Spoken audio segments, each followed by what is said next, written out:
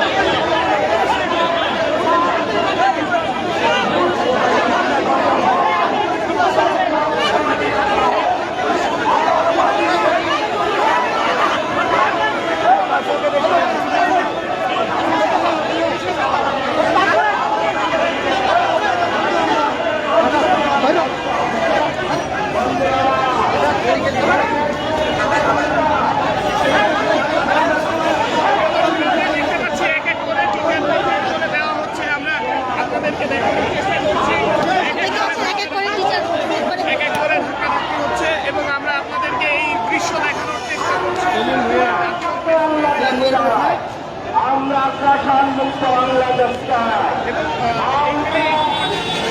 সৃষ্টি হয়েছে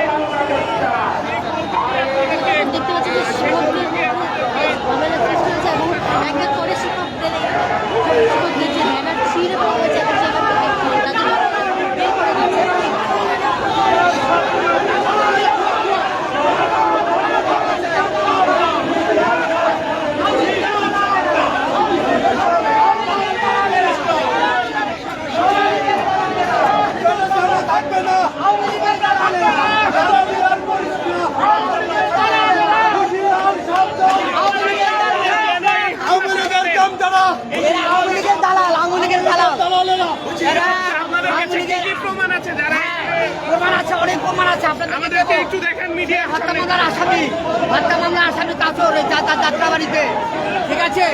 তারপর সে শেখ হাসিনার সাথে সে তার গোপালগঞ্জ বাড়ি শেখ হাসিনার সাথে চায়, সে ওতপ্রোতভাবে জড়িত এবং এই সংগঠনের প্রত্যেক জেলার সভাপতি এবং সেক্রেটারি, উপজেলার সভাপতি এবং সেক্রেটারি আওয়ামী লীগের নেতা এবং কর্মী, এবং আওয়ামী লীগের নেতা এবং কর্মী এলাকায় বসতে পারে না বিদায় একটা স্পেস তৈরি করার জন্য, একটা সুবিধাজনক আন্দোলন তৈরি করার জন্য এবং ব্যাকগ্রাউন্ডে আওয়ামী লীগ থেকে তাদের মদত দিয়ে টাকা পয়সা আওয়ামী লীগ দিয়ে তাদেরকে এখানে বসায় রাখছে এবং আওয়ামী লীগ যাতে ভবিষ্যতে এই মাস্টারদের মাধ্যমে আন্দোলন সংগ্রাম তৈরি করতে পারে এবং ঢাকার শহরের সমস্ত আওয়ামী লীগ নেতাদের একসাথে করে তারা একটা বৃহত্তর আন্দোলন কর্মসূচি তৈরি করার একটা ষড়যন্ত্র বা কায়দা করতেছিল, তারই প্রতিবাদে আজকে আমরা এই বিক্ষোভ মিছিল আমরা করেছি।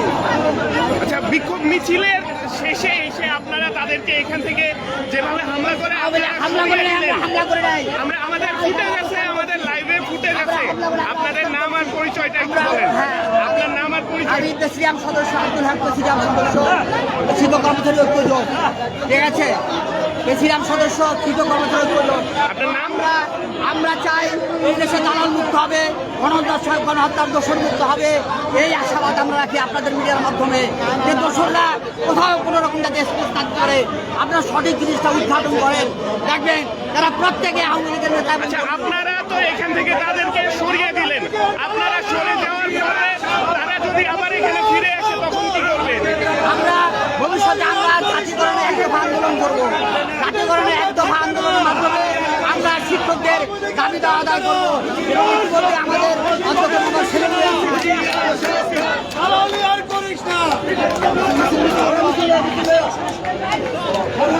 শিক্ষক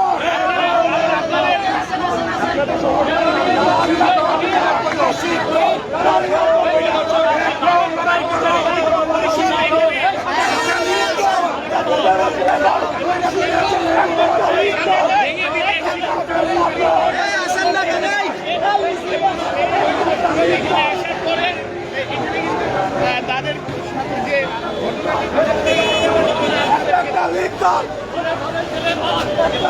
এই মুহূর্তে শিক্ষক কর্মচারী পরিষদ যে তারা সচিবালয় ঘেরাও করার জন্য আজকে কর্মসূচি নিয়েছিলেন। আমরা আপনারা দেখছেন যে শিক্ষকরা যে আন্দোলন করছে সেই শিক্ষক কর্মচারী যে ঐক্য সংগঠন সেই সংগঠনটি শিক্ষকদের আন্দোলনে এসে আওয়ামী লীগের দোষর দাবি করে তারা এবারে তাদের উপরে হামলা চালাচ্ছে। সেই হামলার মধ্যে তাদের ব্যানার ছিল এবং তাদের এখান থেকে বের করে দেয় এবং পরবর্তীতে তাদের এখন ওনারা মিছিল শুরু করেছে।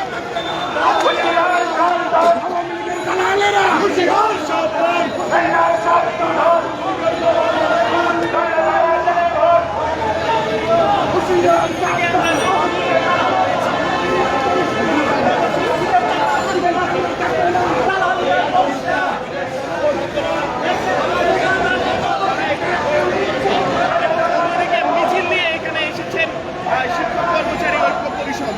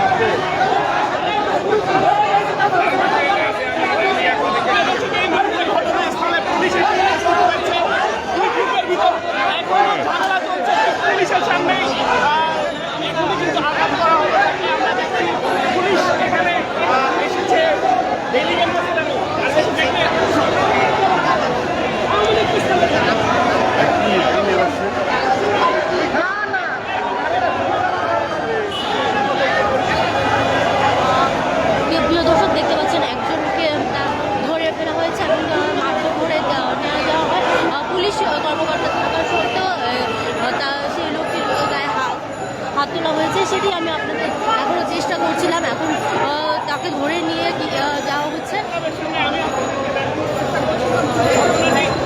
দর্শক, প্রেস ক্লাবের সামনে থেকে আমি সরাসরি আপনাদের যে সর্বশেষ পরিস্থিতি, শিক্ষকদের যে ঐক্য, শিক্ষক কর্মচারী ঐক্য যে সংগঠন, সেই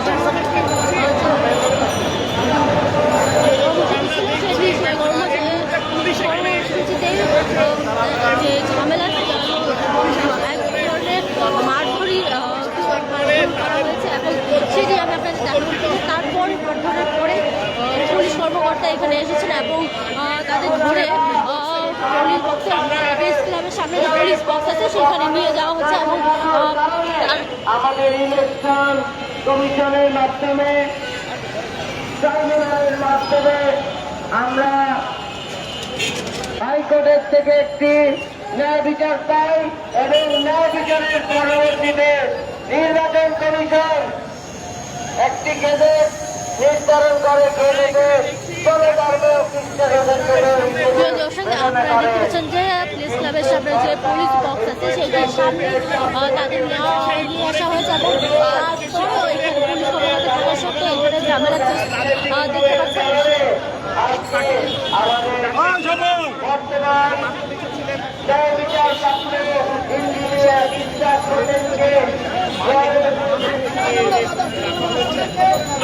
দেখতে পাচ্ছেন যে পুলিশ বক্সের মধ্যে যে মৃত্যু হয়েছিল তাকে ভিতরে নেওয়া হয়েছে।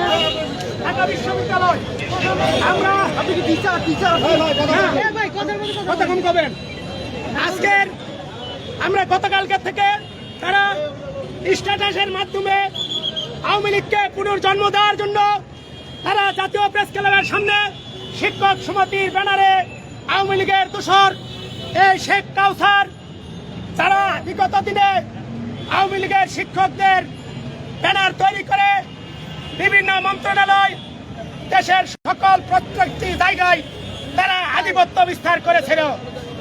আজকে তারা যখন দেখছে একটি দেশ সুশৃঙ্খল ভাবে চলছে, ঠিক সেই সময় গোপালগঞ্জ থেকে শতাধিক নেতা কর্মী নিয়ে এসে এই প্রেস ক্লাবকে এক অস্থিতিশীল করার পায়তারা করছিল। আমরা তাৎক্ষণিক জানার পরে সাধারণ ছাত্র জনতা আমরা তাদেরকে আইন শৃঙ্খলার হাতে তুলে দিয়েছি। আমরা আইনের প্রতি শ্রদ্ধাশীল, আমরা কোনো মানুষের জানমালের, আপনারা আইনের প্রতি শ্রদ্ধাশীল, কিন্তু তাদের উপরে আপনারা আক্রমণ করলেন কেন? তাদের উপরে কোনো আক্রমণ হয়নি। যদি তাই হয়তো সরাসরি সম্প্রচারে তাকে মারার দৃশ্য আছে, আপনি এই বিষয়টি কিভাবে বলবেন? তার জামা ছিঁড়ে গেছে, তার যে পাঞ্জাবি ছিঁড়ে গেছে সেই দৃশ্যটি আছে। আপনারা যদি আইনের প্রতি শ্রদ্ধাশীল হতেন তাহলে তাকে অবশ্যই পুলিশ আসার পরে তার হামলা হতো না। আমার সরাসরি সম্প্রচারে এই বিষয়টি আছে। এই বিষয়টি আপনারা ফ্যাসিবাদ বিরোধী আন্দোলন করছেন, এই বিষয়টি আপনি কিভাবে ব্যাখ্যা করবেন? ফাঁসিবাদ বিরোধী আপনারা নিজেরাই তো ফ্যাসিস্টের মতো আচরণ করলেন, আপনি এই বিষয়টা কিভাবে ব্যাখ্যা করবেন? কথা কম বলেন, আমাদের কাছে হ্যাঁ, অবশ্যই ভাই, ডকুমেন্টস এর বিষয় না, আপনারা ডকুমেন্টস না, আপনারা কেন হামলা করলেন পুলিশের পুলিশের উপস্থিতিতে? আপনারা যদি আইনের প্রতি শ্রদ্ধাশীল হন, আমি এটা আমরা দেখবো না, এটা আমরা দেখবো না। আপনি আইনকে যদি শ্রদ্ধা করেন পুলিশের সামনে কেন গায়ে হাত দিলেন? আইনের প্রতি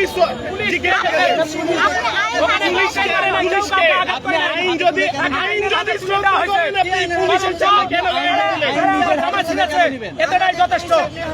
তারা হামলা করেছে, তারা শিক্ষককে আইনের হাতে তুলে দিতে দেয় নাই। এক, দুই নম্বর, তারা নিজেরাই আক্রমণ করেছে। আপনারা কি করলেন? আপনারা তো পুলিশের সামনে তাকে গায়ে হাত দিলেন, আপনারা আইনকে কই সম্মান করলেন?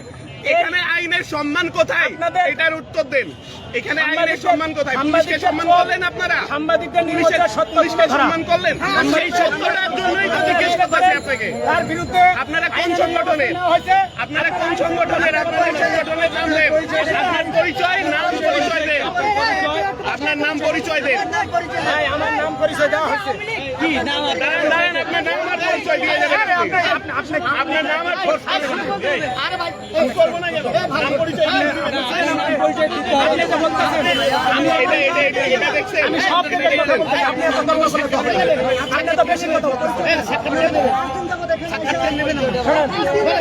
আগে ওনার সাথে কথা বলেন। আপনার সাথে কথা বলবো না, আমি তো এখানে কথা বলতে। প্রিয় দর্শক, যেমনটি আপনারা দেখলেন, প্রশ্ন শুনে হতবাক হয়ে নাম পরিচয় দিতে ভয় পেয়ে অন্য মিডিয়ায় সাক্ষাৎকার দিচ্ছেন এই হামলাকারী ব্যক্তি। এতক্ষণ আমি একবার যুক্ত ছিলাম আপনাদের সরাসরি।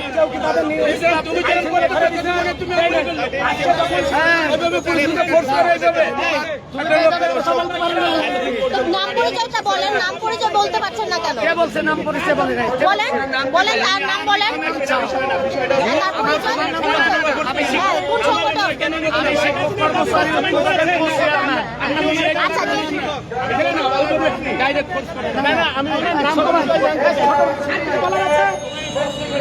আপনারা বলেন আমরা কিন্তু জুলাই আন্দোলন থেকে শুরু না, গত 15 বছরে